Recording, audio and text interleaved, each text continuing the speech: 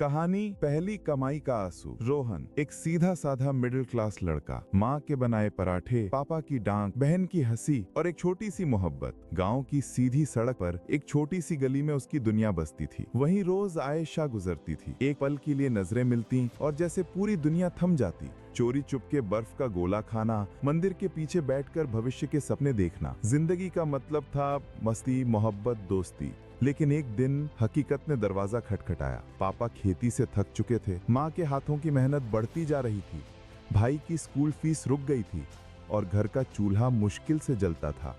उस रात रोहन ने पहली बार पापा को चुपचाप आंसू पोंछते देखा। वो रात उसकी जिंदगी बदल गई।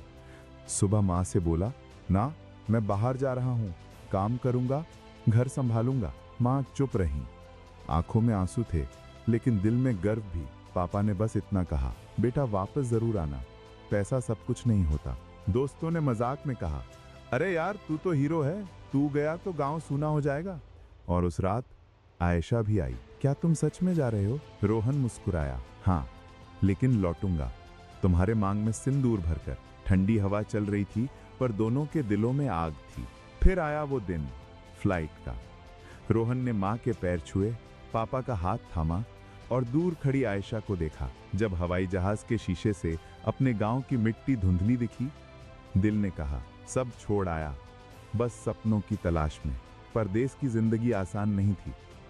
छोटी सी रूम, शहर की हुई रसोई, दिन भर की थकान, रात को रोटी और अचार, और मोबाइल में सिर्फ तस्वीरें, माँ की, पापा की, आयशा की।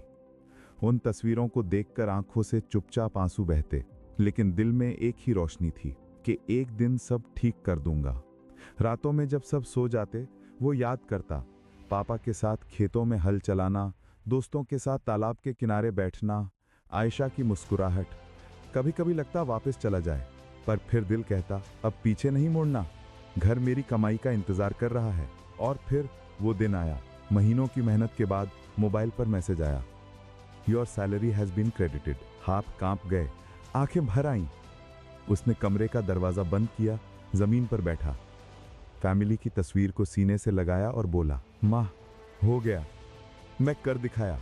उसके सामने जैसे सब दिखने लगा, माँ के थके हुए हाथ, पापा का पसीना और अपना वो बेफिक्र बचपन जो पीछे छूट गया था। पहले सोचता था पैसा मस्ती देता है, आज समझ आया पैसा दर्द से बनता है। पापा को पैसे भेजे, माँ के लिए साड़ी, भाई के लिए जूते, आयशा के लिए एक छोटी सी अंगूठी और खुद के लिए सिर्फ सुकून की नींद, जो महीनों बाद मिली। फोन पर माँ ने कहा, बेटा आज तेरे पापा ने गर्व से सबको कहा, मेरा बेटा परदेश में कमाई कर रहा है। रोहन चुप था, बस आंखों में एक सवाल, क्या इस कमाई से फिर वो गांव की मस्ती मिलेगी?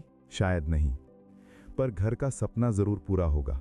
जिंदगी ने दोस्ती, प्यार, आजादी सब ले लिया, बदले में जिम्मेदारी दी। और सच्चाई ये है, ये बोझ नहीं, यही असली मर्दानगी है।